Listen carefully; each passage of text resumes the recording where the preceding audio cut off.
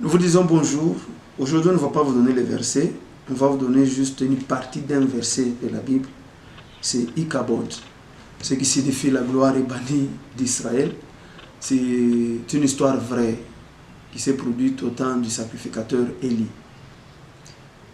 Mais ce qui est surprenant, c'est qu'au même moment où on parle d'Ichabod, c'est-à-dire la gloire est bannie d'Israël, au même moment, l'arche chez les Philistins a fait trembler tout le monde. C'est-à-dire Israël avec l'arche a perdu la guerre, mais l'arche seule chez les Philistins a fait tomber Dagon. Et j'ai l'habitude de dire que ce qui fait la force de l'arche, ce sont les deux tables de la loi qui étaient à l'intérieur. Voilà pourquoi, au temps du tabernacle, dans le désert, dans l'arche, il y avait la coupe où il y avait la manne, il y avait les bâtons d'Aaron et les deux tables de la loi, les deux tables de l'alliance. Mais au temps du roi Salomon, après avoir construit ces grands temples-là, il y avait la même arche.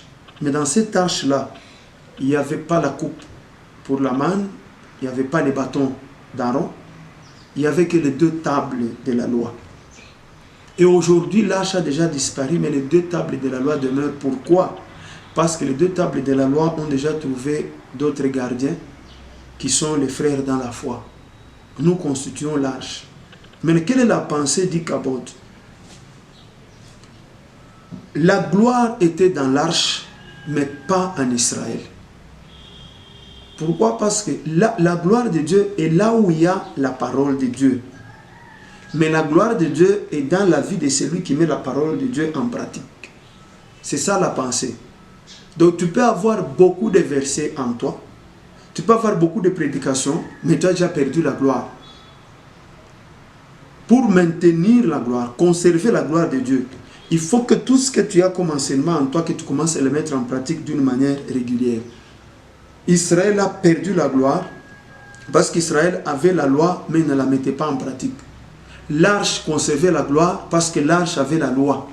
Donc là où il y a la loi de Dieu, il y a la gloire. Même si vous ne la voyez pas, la gloire est là parce que sa loi est là. Mais pour que vous soyez bénéficiaire de cette gloire-là, vous devez mettre la parole de Dieu en pratique. Donc vous pouvez vous prêcher comme vous voulez. Aussi longtemps que vous ne mettez pas la gloire de Dieu en pratique, vous n'allez pas bénéficier de la gloire de Dieu qui se trouve dans cette parole.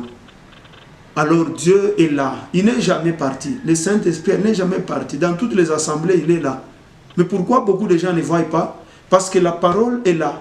Mais ceux-là qui sont dans ces endroits-là ne mettent pas cette parole en pratique. Nous commençons avec la gloire, mais on conserve la gloire par la mise en pratique de la parole de Dieu. Que Dieu vous bénisse.